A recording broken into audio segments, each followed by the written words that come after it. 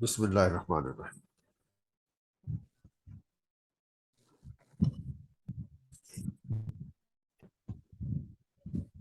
بسم اللہ الرحمن الرحیم۔ ہمارا افعال کا جو پورشن ہے وہ سبق ابھی جاری ہے، اور ہم گزشتہ مرتبہ ہم نے فعل مضارع کے تغیرات سمجھنا شروع کیے تھے، تو وقت ختم ہو گیا تھا۔ تو سہیل بھائی سے گزارش ہے کہ ذرا اس کو بیک پر لے جائیں۔ ہاں، یہ بالکل ٹھیک ہے۔ یہ جناب میں نے کوشش کی ہے کہ ایک ہی چارٹ میں آپ کو فعل مضارع اور اس کے تغیرات جو ہیں وہ سامنے لے آئے جائیں۔ تو ہم جہاں تک پہنچے تھے وہ یہ کہ سب سے پہلے کالم میں تو ہم نے فعل معروف لکھ دیا، ٹھیک ہے، بالکل شروع میں چلے جائیے گا۔ یہ فعل مضارع معروف، یہاں سے ہم نے اپنا شروع کیا۔ یوں سمجھیے کہ یہ فعل مضارع کے تمام پہلوؤں کا احاطہ کیا گیا اس کے اندر۔ تو فعل معروف کی جو گردان ہے وہ آپ کئی مرتبہ پڑھ بھی چکے ہیں، ٹھیک ہے نا، یضربو یضربان یضربون تضربو تضربان یضربنا۔ تو یہ اس طریقے سے 14 صیغے آپ کے مکمل ہو جاتے ہیں۔ اور یہ بات تو آپ کو یاد ہی ہوگی کہ اس میں حال اور مستقبل بیک وقت پایا جاتا ہے۔ اچھا، یہ تو ہوئی معروف کی، ایکٹیو وائس کی۔ اب ہم پیسو وائس بھی سمجھیں گے آخر میں جا کے، آخر میں۔ اس سے پہلے ہم اس فعل مضارع کے جو دوسرے ڈیریویٹیوز ہیں، یعنی اس فعل مضارع سے ہم اور کیا کیا بنا سکتے ہیں، وہ ہے اب مرحلہ۔ تو دوسرے کالم میں ہم نے امر بنانے کی کوشش کی تھی، آپ کو سکھایا تھا، مثبت حکم، امپیریٹو موڈ، ٹھیک ہے، امر۔ تو اس کا خلاصہ یہ ہے کہ پہلے 6 صیغے اور آخری 2 صیغے، غور سے سنیے گا بات، 14 صیغوں میں سے پہلے 6 صیغے اور آخری 2 صیغے، ان میں تو آپ لام زیر لی لگائیے اور آخر کو جزم دیجئے یا نون گرائیے، بس سیدھا سیدھا، انہیں کوئی لمبا چوڑا چکر نہیں ہے۔ شروع میں لام زیر لی، اس کو لام امر کہتے ہیں، یہ لگائیے اور آخر میں جزم دے دیجیے، جیسے یضربو سے لیضرب، یضربان سے لیضربا، نون گر گیا، دیکھیے اس میں جزم نہیں آیا، نون گر گیا۔ تو یا تو جزم آ جائے گا آخری حرکت پر، سکون جس کو ہم کہتے ہیں ساکن ہو جائے گا، یا پھر وہ جو ہے نون گر جائے گا۔ البتہ 2 نون جو ہیں وہ بڑے پکے نون ہیں، نون نسواں ان کو کہا جاتا ہے، تو یہ نہیں گریں گے۔ تو اس طریقے سے آپ دیکھیے کہ لام زیر لی آپ بڑھاتے جائیں اور آخر کا نون اگر ہے تو گرا دیں، اور ورنہ تو جزم۔ یہ تو ہے جناب شروع کے 6 اور آخر کے 2 8 نکل گئے۔ اب بچے آپ کے پاس 6 درمیان کے، یعنی حاضر، ٹھیک ہے۔ حاضر کا جو طریقہ ہے نا امر بنانے کا، وہ مختلف ہے۔ اس میں لام زیر لی لگا کے کام نہیں چلے گا، بلکہ اس میں کیا کرنا پڑے گا آپ کو، علامت مضارع ہٹائیں۔ دیکھیے یہ تضریبو ہے نا، مذکر حاضر کا صیغہ، تضریبو تضریبان تضریبونا۔ تو کیا طریقہ ہے مذکر حاضر اور مؤنث حاضر کے امر بنانے کا، کہ آپ پہلے علامت مضارع ہٹائیں گے یعنی تا، اس کی جگہ الف لگا دیں گے اور آخری حرف کو جزم دے دیں گے، 2 کام ہو گئے۔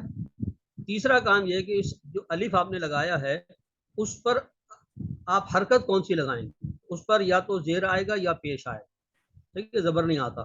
اچھا، اب اگر تیسرے حرف پر، یعنی جو اوریجنل صیغہ تھا نا آپ کا تضریبو، اس کے اندر جو تیسرا حرف ہے یعنی را، ٹھیک ہے، اس کے نیچے اگر زیر ہے تو پھر آپ الف کے نیچے بھی زیر لگا دیں گے، اور اگر اس پر پیش ہے تو آپ الف پر پیش لگا دیں گے، بس یہ قاعدہ ہے۔ اس طریقے سے آپ امر بنا سکتے ہیں۔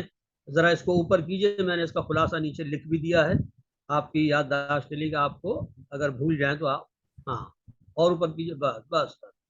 دیکھیے میں نے اس کا خلاصہ نکال دیا، پہلے 6 اور آخری 2 صیغوں کے شروع میں لام زیر لی لگا کر آخر کو ساکن کیا گیا ہے، اور نون ہونے کی صورت میں اس کو ساکت کر دیا، ٹھیک ہے۔ اچھا، اور درمیانی جو 6 ہیں حاضر کے جو صیغے ہیں، ٹھیک ہے نا، یہ جو 6 صیغے ہیں یہ ڈائریکٹ، یعنی کہنا چاہیے کہ امر کے مخاطب ہیں، ان کو حکم براہ راست دیا جا رہا ہے۔ تو درمیانی جو 6 صیغے ہیں، ان میں سے کیا کرنا ہے آپ نے، علامت مضارع یعنی تا ہٹا کر الف لگا دیں، اور آخری حرف کو ساکت کر دیں یا ساکن کر دیں، یعنی نون ہے تو ساکت ہو جائے گا، اور کوئی اور حرکت ہے تو وہ ساکن میں تبدیل ہو جائے گا۔ اب رہ گیا کہ الف جو آپ نے بڑھایا تھا اس کی حرکت، اس پر کیا لگائیں جناب، اعراب تو الف کی حرکت تیسرے حرف پر پیش ہونے کی صورت میں پیش ہوگی، ٹھیک ہے، ورنہ ہر حالت میں زیر۔ یہ ہے جناب خلاصہ کہ جو اوپر کی میں نے آپ کو جتنا سمجھایا ہے وہ سب میں نے نیچے لکھ بھی دیا ہے، اس کو آپ غور سے پڑھیں گے نا تو یہ پوری گردان آپ کی سمجھ میں آ جائے۔ آگے چلیں۔ اچھا، یہ تو ہو گیا مثبت حکم۔ اب ہوتا ہے منفی حکم، یعنی روکنا کسی چیز سے۔ امر کے ساتھ نہیں ضروری ہے نا، امر بالمعروف اور نہی عن المنکر، تو نہیں کے معنی ہوتا ہے روکنا، منفی حکم دینا۔ اس کا طریقہ بہت آسان ہے، اس میں کوئی لمبا چوڑا سلسلہ نہیں ہے، بس آپ لا لگائیں اور آخر کو جزم دیں یا نون گرائیں۔ اگر کچا نون ہے تو نون گرا دیں، بس کافی ہے، اور اگر حرکت ہے آخر میں تو آپ لا لگائیں اور اس کو ساکن کریں۔ تو یضربو تھا نا اوریجنل صیغہ، یضربو لا یضرب، پھر اس کے بعد یضربانے تھا تو لا یضربا ہو گیا۔ اس طریقے سے یہ لا جو ہے نہیں کا لا کہلاتا ہے، اور اس کی پہچان یہی ہے کہ یہ اپنے آخر والے حرف کو جزم دیتا ہے یا نون گراتا ہے، یہی لائے نہیں کی پہچان ہے۔ چلیے اب اس کا خلاصہ پڑھ لیجیے، نیچے اس کا خلاصہ پڑھ لیجیے۔ میں نے یہ کیا ہے کہ ہر جو بھی تبدیلی ہے نا اس کا خلاصہ نیچے لکھ، تمام صیغوں میں لا، لام الف زبر لا، لائے نہیں لگا کر آخری حصے کو ساکن پیش ہونے کی صورت میں ساکن کریں گے یا ساکت کریں گے نون ہونے کی صورت میں۔ بس نون نسوہ کا خیال رکھیے گا، یہ نہیں گرتے ہیں، دو نون ایسے ہیں کہ جو پکے ہیں، ٹھیک ہے، وہ نہیں گریں گے۔ اور آخری بات یہ کہ امر اور نہیں میں جو مشترک چیز ہے وہ صیغے کی آخری تبدیلی ہے۔ جیسے وہاں لام زیر لی لگا کر آپ نے امر میں آخر کو جزم دیا تھا، ایسے یہاں پر لا الف زبر لا لگا کر آپ نے آخر کو جزم دیا، تو یہ ایک قدر مشترک بھی ہے، اور اس طریقے سے آپ گویا کے امر اور نہیں بنا سکتے ہیں۔ چلیے آگے، اس چارٹ کو آج ہم مکمل کریں گے انشاءاللہ وقت کے اندر اندر۔ اب جناب نفی کی طرف آتے ہیں۔ نہیں اور نفی میں فرق یاد رکھیے گا، ٹھیک ہے۔ نہیں کے معنی ہوتے ہیں روکنا، منفی حکم دینا، اور نفی کے معنی ہیں نگیٹ، ٹو نگیٹ، نفی کرنا۔ تو اچھا، نفی کی بھی جو ہے نا تین قسمیں ہیں جناب، ایک سادہ نفی ہے، ایک تاکیدی نفی لم اور لمہ کے ساتھ ہے، اور ایک تاکیدی نفی لن کے ساتھ ہے۔ یہ سب قرآن حکیم میں بکثرت صیغے استعمال ہوئے ہیں، اس لیے ان کا سمجھنا بہت ضروری ہے۔ اچھا جناب، سادہ نفی تو بالکل بے ضرر ہے، کچھ بھی نہیں کرتی ہے، بس لا لگا دیجئے، نہ آخر میں آپ کو جزم دینا ہے نہ نون گرانا ہے، ٹھیک ہے۔ تو سادہ نفی تو بالکل سادہ ہی ہے نام کی طرح سے۔ تو لا یضرب لا یضربان، پوری گردان جو کی توں ہے، دیکھیے کوئی تبدیلی نہیں، صرف معنی میں تبدیلی ہوگی کہ نفی پیدا ہو جائے۔ اچھا ہاں، اس کا پہلے خلاصہ پڑھ لیں۔ ہر صیغے سے قبل لام الزبر لا، جس کو ہم لائے نفی کہہ رہے ہیں یہاں پر، اس کے لگانے سے نفی ہو جاتی ہے، صیغے میں کوئی لفظی تبدیلی نہیں ہوتی۔ اب سوال یہ پیدا ہوتا ہے کہ لام الزبر لا پیچھے بھی لگایا تھا اور یہاں بھی لگایا تھا، دونوں میں فرق کیا ہے؟ یہ اس کا جواب دیا گیا، لائے نہیں اور لائے نفی میں تمیز کے لیے صیغے کو دیکھیے۔ اگر صیغہ غیر مبدل ہے جیسا کہ یہاں آپ نے دیکھا تو یہ لائے نفی ہے، اور اگر اس نے جزم دیا یا نون گرایا تو پھر وہ لائے نہیں ہے، یہ فرق، ٹھیک ہے۔ تو دھوکہ نہ کھائیے گا کہ صرف لا دیکھ کر آپ فیصلہ کرنے بیٹھ جائیں گے یہ لائے نہیں ہے، نہیں، لائے نہیں جب ہوگا کہ جب جناب وہ آخر کو جزم دے یا نون دے، اور اگر ایسا نہیں کر رہا ہے تو وہ سادہ ہے، سادہ نفی۔ اچھا، اب نفی پر جو ہے نا وہ اکتفا نہیں کیا گیا ہے مضارع، بلکہ تاکیدی نفی بھی لائی گئی، اور وہ کیسے؟ لم اور لمہ سے آپ جو ہے نا نفی کرتے ہیں۔ لم یضرب، اس ایک مرد نے ہرگز نہیں مارا۔ اچھا آپ دیکھیے کہ یہاں جو ہے نا دو تبدیلیاں ہوئی ہیں، ایک تو آخر کو جزم دیا آپ نے لم لگانے کے بعد یا نون گرایا، اور ساتھ ہی ساتھ وہ بجائے مضارع کے ماضی میں چلا گیا۔ یہ بڑی حیران کن بات ہے، تاکیدی نفی جب کی جائے گی تو وہ اس میں حال اور مستقبل کے معنی نکل جائیں گے، یعنی وہ ماضی میں چلا جائے گا۔ لم یضرب کے معنی اس ایک مرد نے ہرگز نہیں مارا، ٹھیک ہے، ہرگز کا لفظ زور دینے کے لیے۔ لم یضربا، نون گر گیا، لم یضربو، ان سب مردوں نے ہرگز نہیں مارا۔ ایسے ہی لم تضرب، لم تضربا، آپ چلتے جائیے، ٹھیک ہے۔ لیکن لم یضربنا ان سب عورتوں نے ہرگز نہیں مارا، یہاں نون نہیں گرا، یہ وہی نون نسوہ ہے، ٹھیک ہے۔ اچھا پھر آگے چلیے، ایسے ہی لم تضرب، لم تضربا، اور تضریبینا کے اندر جو تھا نا نون گر گیا یہاں پہ، لم تضربی، یہ تضریبینا تھا اصل میں اوریجنل، اگر آپ صیغے میں دیکھیں گے نا۔ اچھا تو لم تضریبی ہو گیا، تو ایک عورت نے ہرگز نہیں مارا، لم تضربا، لم تضربنا، یہاں بھی نون پکا ہے اس لیے نہیں گرا۔ لم اضرب، لم نضرب، میں نے ہرگز نہیں مارا، ہم سب نے ہرگز نہیں مارا۔ اب اس کا خلاصہ پڑھ لیجیے جو میں نے بتایا نیچے لکھ دیا ہے۔ لم اور لما کو مضارع کے جازم کہا جاتا ہے، اوپر کیجیے گا ذرا، خلاصہ پڑھنا ہے ایک جی۔ سوال ہے اسد بھائی ہاں ضرور ضرور، کہ یہ جو تاکیدی نفی ہے جی جی تو اس میں فعل ماضی، مطلب یہ ماضی میں چلا گیا جی ہاں تو جی ہاں۔ پھر مضارع کے معنی کیسے لیے جائیں گے؟ اگر مضارع میں نفی کرنی ہوگی نا جی ہاں، تو پھر ہم اس کو یا تو لن سے کریں گے اور یا سادہ نفی کریں گے، یعنی یا تو لا لگائیں گے، اور یا پھر جو ہم آگے پڑھنے والے ہیں بھی لن، وہ مستقبل کے لیے مخصوص ہے، ٹھیک اچھا ہے۔ ٹھیک ہے، لیکن لم اور لما جو ہے نا ٹھیک ہے، یہ مضارع کو کھینچ کر ماضی میں لے جاتے ہیں، یہ خاص بات، ٹھیک ہے۔ چلیے اس کا خلاصہ ذرا لائیے۔ ہاں، لم یا لما کو مضارع کے جازم کہتے ہیں، جزم دینے والے، یہ مضارع کے آخری حصے کو ساکن پیش ہونے کی صورت میں اور نون ہونے کی صورت میں ساقط کر دیتے ہیں۔ اچھا، ان دونوں سے مضارع کے معنی میں تبدیلی ہو کر ماضی کا مفہوم پیدا ہوتا ہے، یہ خاص بات ہے۔ لم سے ماضی اور لما سے ماضی تا حال نفی کا مفہوم پیدا ہوتا ہے۔ لمبا اور صحیح نہیں، جیسے کہ لم کے معنی ہوتے ہیں ہرگز نہیں، اور لما کے معنی ہوتے ہیں ابھی تک نہیں، ابھی تک نہیں، یہ کام نہیں ہو۔ لما يدخل الایمان فی قلوبکم، ابھی تک ایمان تمہارے دلوں میں داخل نہیں ہوا ہے۔ تو لما جو ہے نا یہ ماضی سے حال تک کی نفی کر دیتا ہے، لمبی نفی، ابھی تک جو کام نہیں ہو سکا ہے تو اس کے لیے لما استعمال کریں گے، اور لم ہرگز نہیں کے معنی، دونوں جازم ہیں اور دونوں کا عمل ایک ہی ہے۔ اور یہ آپ نے سوال بہت اچھا کیا کہ بھائی اگر ہم مستقبل ہی میں ہمیں نفی کرنی ہو تو پھر کیا کریں، تو اس کی دو صورتیں، یا تو آپ سادہ نفی پہ جائیں لا والی پہ، ٹھیک، اور یا پھر یہ لن کے ساتھ نفی کریں، وہ آگے لن کے ساتھ جب ہم کرتے ہیں تو دیکھیے وہ زبر دیتا ہے، یہ ناصب ہے یعنی نصب دینے والا۔ لن یضربا، اوریجنل صیغہ کیا تھا، یضربو، یضربو، یضربان، یضربونا، گردانہ پیچھے پڑ گیا ہے۔ لن لگانے سے نہ جزم آئے گا بلکہ کیا ہوگا، اس میں زبر آئے گا۔ لن یضربا، وہ ایک مرد ہرگز نہیں مارے گا، مخصوص ہو گیا اب یہ مستقبل کے لیے، اور تاکید بھی آ گئی۔ لن یضربا، یہاں نون گر گیا، ٹھیک ہے، یا تو یہ زبر دے گا یا نون گرائے۔ لن یضربو، وہ سب مرد ہرگز نہیں ماریں گے۔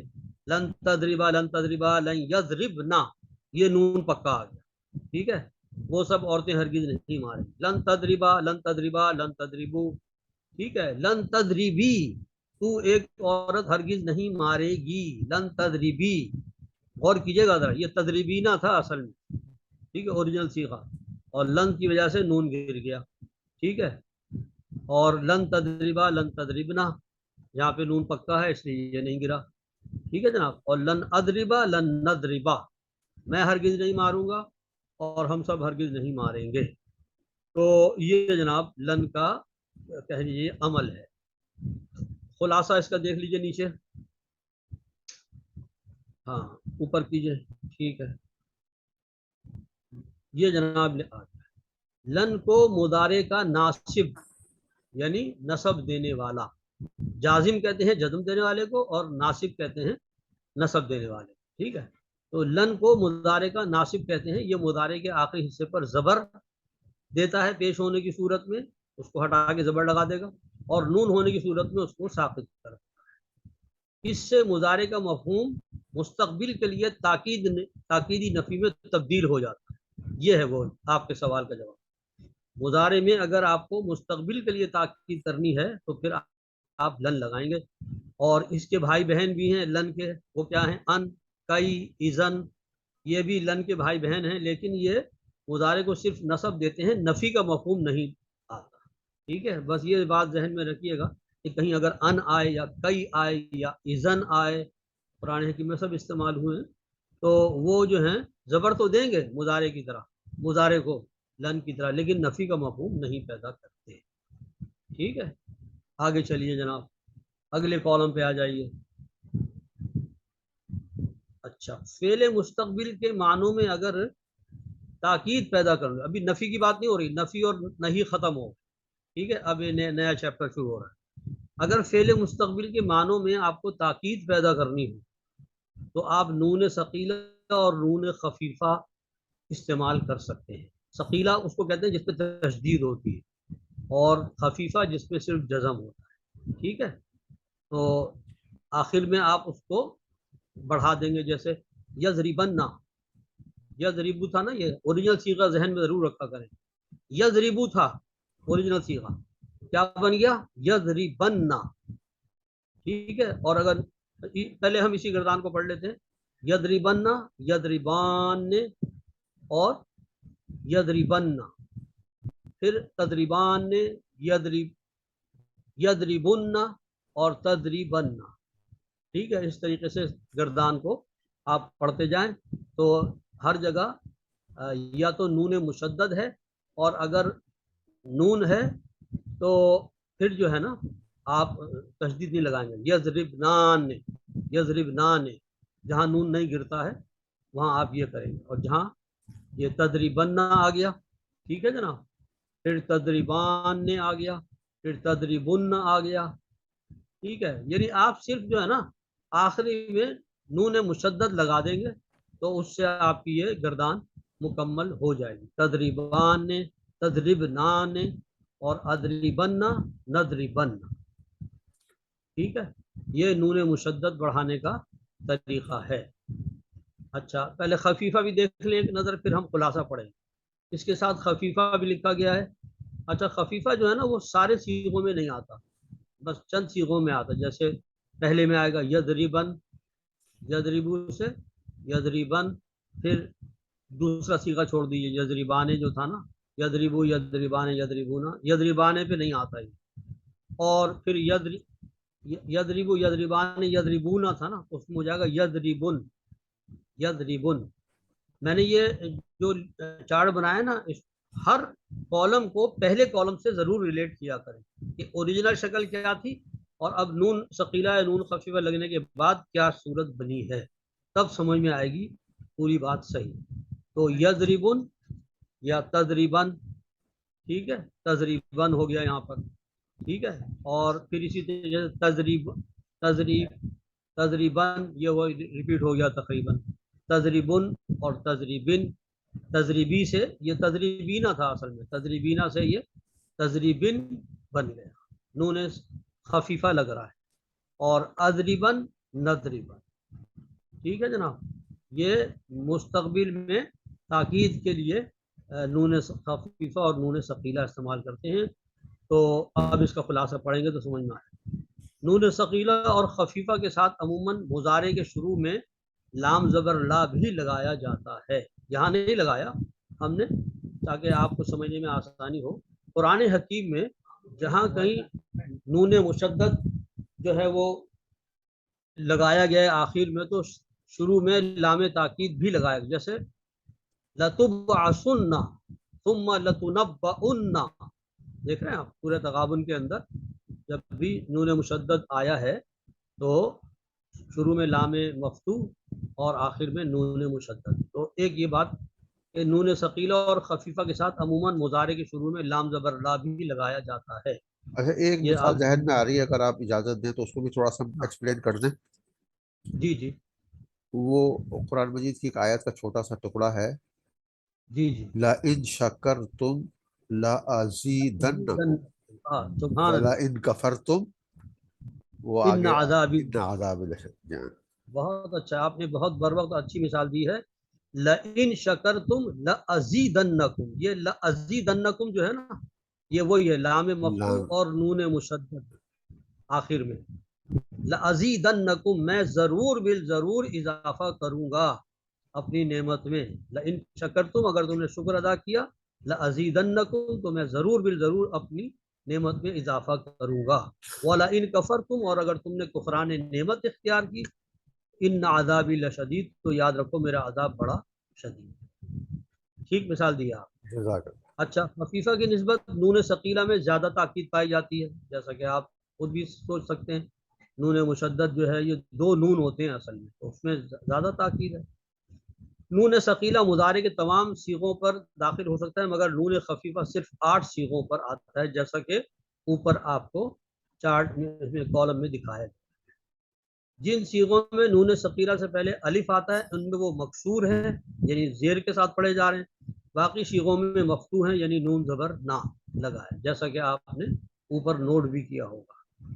آخری بات یہ ہے کہ امر اور نہیں کے صیغوں پر بھی نون ثقیلہ اور خفیفہ پڑھائے جا سکتے ہیں، لیکن یہ میں سمجھتا ہوں کہ بہت شاذ ہے، اس لیے اگر آپ اس کو چھوڑ بھی دیں تو کوئی حرج نہیں ہے، ورنہ اس کا ریفرنس وغیرہ دیا ہوا ہے، اگر دلچسپی ہو کسی کو تو وہ میں انشاءاللہ وہ بھی پرووائڈ کر دوں گا۔ ایک کتاب ہے میرے پاس مطالعہ قرآن حکیم، اس کے صفحہ نمبر 112 اور 113 کو میں نے یہاں پر ریفر کیا ہے، ٹھیک ہے، تو اگر کسی کو دلچسپی ہو تو ہم اس کو بھی فوٹو سیٹ کر کے آپ کو دے سکتے ہیں۔ چلیے جناب آخری کالم پر آ جائیں، ثقیلہ اور خفیفہ کی بحث بھی ختم ہو گئی۔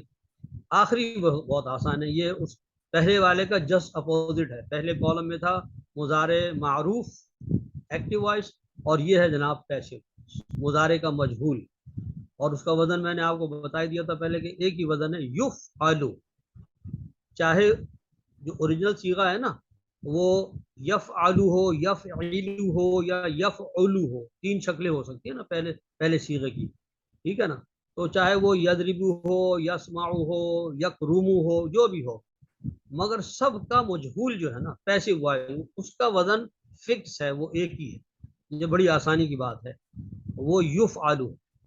تو اب چلیے اب ہم گردان کر لیتے ہیں، اوریجنل کو ذہن میں لائیے، یضربو یضربان یضربونا، تو اب بنے گا یضربو، ٹھیک ہے نا، یفعلو کے وزن پر ڈھالنا ہے آپ کو، تو یضربو کو آپ بتا دیں گے یضربو، کہاں کہاں تبدیلی ہوئی، پہلے میں زبر کے بجائے پیش آ گیا پہلے حرف پر، اور تیسرے حرف پر زیر کے بجائے زبر آ گیا، کیونکہ پیٹرن وہی ہے نا یفعلو، تو آپ نے یضربو کو بنا دیا یضربو، وہ ایک مرد مارا جاتا ہے یا جائے گا۔ مجہول کہتے ہیں اصل میں جس میں فاعل نامعلوم ہو، فاعل کا پتہ نہ ہو بلکہ نسبت مفعول کی طرف ہو، تو اس کو کہتے ہیں مجہول، پیسو وائس تو آپ سمجھتے ہی ہیں۔ تو یضرب وہ ایک مرد مارا جاتا ہے یا مارا جائے گا، یضربان، ٹھیک ہے، یعنی اسی وزن پر اب آپ آگے بڑھتے جائیں، یضرب یضربان یضربون تضرب تضربان یضربنا ہے جی، تضرب تضربان تضربون تضربینا تضربان تضربنا، اضرب نضرب، اضرب نہیں سوری میں الف غلط پڑھ رہا ہوں، اضرب نضرب، ہمیشہ پیش ہی آئے گا کیونکہ پیٹرن کے اندر پیش ہے نا شروع میں پٹتا ہوں یا پٹوں گا، نضرب ہم پٹتے ہیں یا پٹیں گے، ٹھیک ہے تو یہ عجیب سا ترجمہ ہے، لیکن بہرحال پیسو وائس تو اسی طرح کا ہوتا ہے۔ اچھا خلاصہ اس کا پڑھ لیجیے ذرا اوپر، ثلاثی مجرد کے تمام 6 ابواب سے، ثلاثی مجرد سمجھ میں آتی ہے بات، یعنی وہ 6 پیٹرن جن کے ماضی کے پہلے صیغے میں حروف اصلی کے علاوہ اور کچھ نہیں ہوتا، وہ 6 ہیں نا جو میں نے گنوائے بھی تھے، ان کو کہتے ہیں ثلاثی مجرد کے 6 ابواب یا 6 پیٹرن، ان سب سے مضارع مجہول یفعلو کے وزن پر آتا ہے، پہلی بات تو یہ ہوگا، یہ تو آپ کو پتہ ہی ہے، اوپر ہم نے فعل مجہول کی نسبت فاعل کے بجائے مفعول کی طرف ہوتی ہے، دوسرے الفاظ میں جس فعل کے فاعل کا پتہ نہ ہو وہ مجہول ہے، مجہول کے معنی ہوتے ہیں نامعلوم، ٹھیک ہے، غیر معروف، تو یہ ہے کہ پیسو وائس کے اندر جو ہوتا ہے وہ نسبت مفعول کی طرف ہوتی ہے، فاعل اس کا لاپتہ ہوتا ہے۔ اچھا مضارع مجہول سے بھی امر، نہیں، نفی، اور مستقبل کے معنی میں تاکید. غرض تمام تغیرات جو آپ نے پیچھے پڑے ہیں معروف سے ہے جی، معروف کی گردان میں آپ نے جتنے تغیرات اب پیچھے پڑے ہیں، آپ نے اس میں امر بھی بنایا، نہیں بھی بنائی، نفی بھی بنائی مستقبل کے معنی میں تاکید، وہ سب آپ اپلائی کر سکتے ہیں مضارع مجہول کے اوپر، جیسا کہ معروف سے لیے گئے. اس طریقے سے گویا کہ یہ جناب. ہاں ایک چیز رہ گئی اس میں کالم ختم ہو گئے تھے نا، کالم کی گنجائش ختم ہو گئی تھی، ورنہ ایک کالم اس کے اندر اور بڑھنا چاہیے تھا، وہ میں نے نیچے لکھ دیا ہے ذرا اس کو. ہاں اور پیچھے لائیے گا، اور پیچھے لائیں. ہاں یہ جو اہم نوٹ لکھا ہے نا، یہ اصل میں وہ جگہ نہ ہونے کی وجہ سے کالم نہیں بنا سکے ہم، تو ہم نے اس کو یہاں کور کر دیا. وہ کیا ہے؟ فعل مضارع کے صیغوں پر کانا کے صیغے لگانے سے ماضی استمراری ہے جی پاسٹ کنٹینیوس ٹینس بن جاتا ہے، اور وہ کانا کا جو صیغہ ہے نا وہ گردان کے ساتھ ساتھ تبدیل بھی ہوتا جاتا ہے. یہ بات ہم پہلے آپ کو بتا چکے ہیں، جو ہم نے مضارع کے تغیرات شروع میں جو پڑھے تھے نا، تو اس میں ہم نے کانا کا آپ کو صیغہ لگا کے دکھایا تھا. تو جیسے یہاں بھی مثال دی ہے، کنت اضرب، میں پیٹتا رہا تھا یا پیٹتی رہی تھی، آخری صیغہ ہے نا اضرب نضرب. تو کنت اضرب، تو یہاں پر کانا کا جو صیغہ ہے نا، اگر آپ شروع سے لگائیں گے تو جیسے یضربو پہ آپ لگائیں کانا یضربو، ٹھیک ہے، تو اس کے معنی ہو جائیں گے کہ وہ پیٹتا رہا تھا. تو یہ پورا جملہ پڑھ لیں. کانا کے صیغے لگانے سے ماضی استمراری کے معنی پیدا ہوتے ہیں، جیسے کانا یضربو. ہاں یہ ذرا دکھائیے گا پیچھے کر. ہاں کانا، یہ پہلے صیغے پہ لگا کے دکھایا آپ. یضربو پہلا صیغہ ہے نا گردان کا ایکٹیو وائس میں، تو اس پہ کانا لگایا، کانا یضربو. دیکھیے کانا نے جو ہے نا کوئی تبدیلی نہیں کی، لفظی تبدیلی نہیں کی، لیکن معنوی اعتبار سے یہ ماضی استمراری ہو گیا، بجائے مضارع کے حال اور مستقبل کا مفہوم نہیں رہا اس کے اندر، بلکہ یہ پاسٹ کنٹینیوس ٹینس بن گیا. کانا یضربو، وہ پیٹتا رہا تھا، یعنی یہ کام ماضی میں تھا اور کنٹینیوس تھا، کانا یضربو. اور کنت اضربو ایک اور مثال دی ہے، ذرا سا پیچھے کیجیے گا، یہ آخری مثال جو ہے جی، یہ کنت اضربو، دو مثالیں دے کر آپ کو سمجھایا ہے کہ ان اضربو کے جو ہے نا معنی ہوتے ہیں میں مارتا ہوں یا ماروں گا، ہے نا. کنتو کے بغیر اگر آپ اضربو پڑھے تو وہ ہوگا میں مارتا ہوں یا ماروں گا، اور کنتو اضربو میں پیٹتا رہا تھا یا میں پیٹتی رہی تھی. تو گویا کہ آپ کانا لگا کر 14 صیغوں کے اندر اسی طریقے سے ایک کالم اور اس کے اندر بڑھا سکتے ہیں. کانا یضربا، کانا یضربا، یضربان، کانو یضربون. تو کانا کی بھی شکل تبدیل ہوتی جائے گی، کانا کانا، کانو کانت، کانتا کننا، کنتا کنتما.